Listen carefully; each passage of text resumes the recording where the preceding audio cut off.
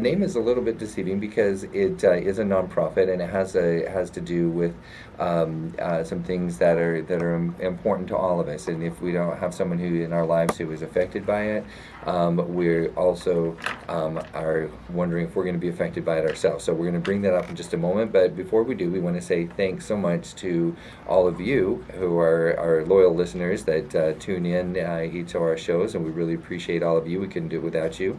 We also couldn't do it without our amazing advertisers as well. So we have to give credence out there to our wonderful advertisers.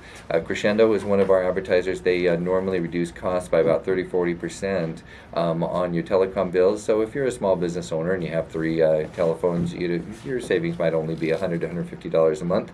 But if you're a mid-sized business, you really could realize savings anywhere from, well, let's just put it this way. We have a 100-person law firm that by the end of the week we will have realized about $4,000 a month of savings for them. So these are the types of things that Crescendo does for our customers and our clients. We also want to say thanks to Glendale Flowers. For those of you who are in Glendale, I recommend that you go by and take care of all your floral needs through Glendale Flowers on 59th Avenue and approximately Glendale Avenue itself.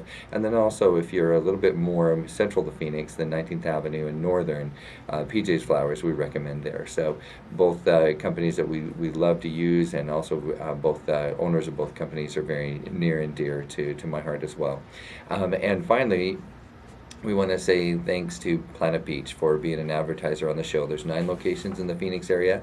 My favorite one, which happens to be those that run the co-op, but that's where I have my membership, is up on 59th Avenue in Brent, essentially the 101 and 59th Avenue. So drop by for a very nominal fee. You can get unlimited treatment at the gym, get rid of that stress, and that might be a good transition over to the wellness community. So we are joined today by Vicki and Matt, who are, well, Vicki is the executive director for the Community Wellness Center, and Matt is the business development fundraising person, if I got that correct. That's right. Correct. Okay, wonderful. So since Vicki, you're the executive director, if you want to kind of open up and talk a little bit about the wellness community. At first, it sounds like either a place that you would go for holistic treatment, whether or not you're sick or healthy. Right. But what I love about the Arizona Wellness Community is what they do for the community. So maybe talk a little bit about what you do and how it came about, a little bit about the history of the Arizona Wellness Community. I'd be glad to. The wellness community is really known nationally as the cancer support community.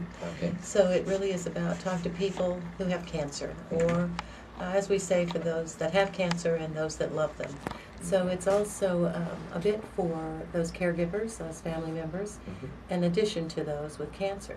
Okay. So it started here in Arizona. I mean, the unique history about it is it's 30 years old. It's a national organization, but it started in Arizona 14 years ago, really with one of our founders who found she had cancer. She was serviced and had support, emotional support, out of one of the wellness communities in California. Came back, took a stroll down Palm Lane, if everybody knows that wonderful historic district. Absolutely beautiful area of Wonderful. Phoenix. And found a home in disrepair, but looked like it had been a home full of love. And the wellness community is really about one of those, is its central themes and components is find a place where people feel like it's home. Don't find a place where you feel like you're a patient. Sure. So I like to say that the wellness community is really the other side, the other half of cancer care. In addition to medical treatment, what do you need to do? Well, you need to take care of yourself, mind, body, spirit. Absolutely. And so the wellness community was really derived from that concept and from research that links wellness and our autoimmune systems to really using activities and action and empowerment, all those types of things that we need when we face a diagnosis like cancer. So we were born 14 years ago here, opened our doors in a beautiful old historic home down on Palm Lane. It's 105 years old. One family owned it, and so just that sense of history, the amount of love that flows through those walls and those doors. And then we had a wonderful board of directors, community volunteers and donors who put their hearts in their hands and rolled up their sleeves to renovate that historic home, and then to add an addition, conference center in the back that's kind of state of the art with yoga studio, and we have clay, and it's much about a comprehensive approach to you feeling empowered, sustained, and supported by community when you face that cancer diagnosis. And I would recommend, if somebody hasn't gone down to visit the center, she's absolutely correct. It just exudes life and health and peacefulness, and which is something that you would normally not bring into the thoughts of somebody who has cancer or those around them. And Right. so there's a lot of sadness, a lot of hopelessness that tends to go on inside of a home for that, especially when it's first announced and they're not quite educated on all the different options that are available. So I would recommend reaching out if you have a loved one who does have cancer, or if you're kind of just wondering about how to live a healthy life, and you want something to contribute to that really matters. Right. I mean, I think part of the facts about cancer, which are so shocking, anybody who hears that diagnosis, it rocks your world. But think of this, that 1 in 4 people have cancer. So 1 in 4 people are going to hear that in their lifetime. And that includes children, and for us that includes teens, and certainly all of our adults who come, and you hear that news, and we are a place of hope, and we are a place of community. So the wellness community was really born from the concept that psychosocial or support services that are provided by certified, licensed, gold standard staff, as we like to say, and gold standard certified counselors and social workers, certified yoga instructors, that's going to make a difference. It makes a difference because they provide that, but it also makes a difference because you meet people who are on the same path and the same journey. Much of what we learn and what we hear really from our participants is about, it's in a sense of empowerment.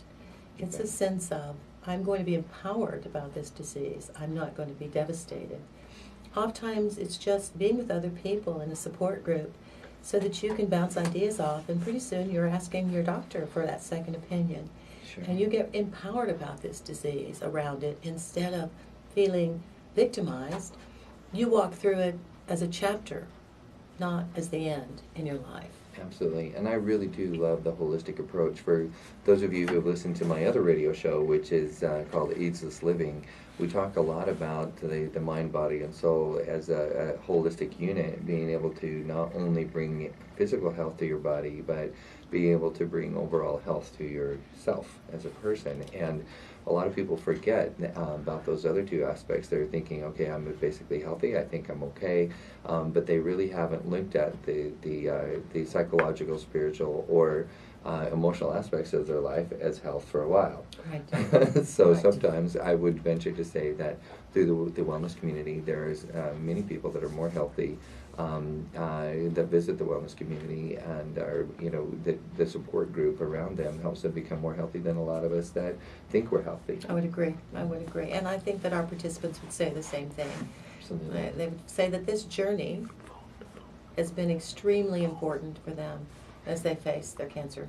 Absolutely. So if this has struck a chord in your own heart, obviously donations are always welcome. So what's a good phone number for anyone to call and to potentially make a donation? So that would be for us, it's 602-712-1006. Again, that's 602-712-1006. Excellent. And if somebody wants to come tour the center, should they also call that same number to make an appointment? Absolutely. Okay, very good. Which again, I do recommend you doing it. When I toured the center, I left feeling very peaceful and happy, and it wasn't easy to bring them on the show. I pursued them for about 3 months. And we thank you for doing that for us. Absolutely, but that's how much of a impression it left on my heart, that I wanted people to know that you exist, whether it's to donate to or if they might need the services. I know there's a limited number of services. You can only do so much with one home, but that's also the point of donations. Maybe we could help Absolutely. expand. Well, I think that's the point. all of the services that we provide are at no cost to the participants. So that's the message you should carry. Absolutely. We think the financial burden for cancer is very great. So the work that we do is all funded by private donations, and it does not come from our participants who receive, and for those participants, and as I said, those that love them, these services are provided at no cost to them. Which means it comes directly from the heart, from people who really care, and that's very important. And sometimes just knowing that people care about you, it helps you fight that battle. And there are people who do kick cancer that people thought this would never happen. This would never happen, and who knows when you're going to be one of them. And but I would venture to say that every time somebody kicks cancer that it was a surprise, it has very much to do with those three aspects we just talked about. Absolutely. And it is a celebration to know that you've come through that and you have journeyed through that. You are much stronger physically and mentally and emotionally and spiritually. And it's a celebration or an acknowledgement of life's journeys, life's chapters, and that you've walked through that and been empowered through that journey. Absolutely. If I'm not doing too much of a reach, we have about 1 minute until break, and I kind of want to set the stage. I'm noticing that there's a lot of discussion about health and wellness in general. When we come back from break, for those of you who maybe feel that this particular part of the show, besides making a great donation, would feel that this doesn't apply to you, every single one of us, and this is going to sound like a pessimistic statement, every single one of us, even during this small time the show has been on the air so far, have been dying just a little bit. So the thing is that from the day we die, we're moving toward death, a very pessimistic view. So the point is that all that's happening to us when we learn that we have cancer is that we might have that accelerated a little bit. So in other words, we should not wait until we're diagnosed with cancer to live a healthy and happy life. We should bring that health and happiness now. And so stay tuned, and when we come back from break, we're going to be talking about how to live that healthy and happy life, whether you have cancer or you don't have cancer.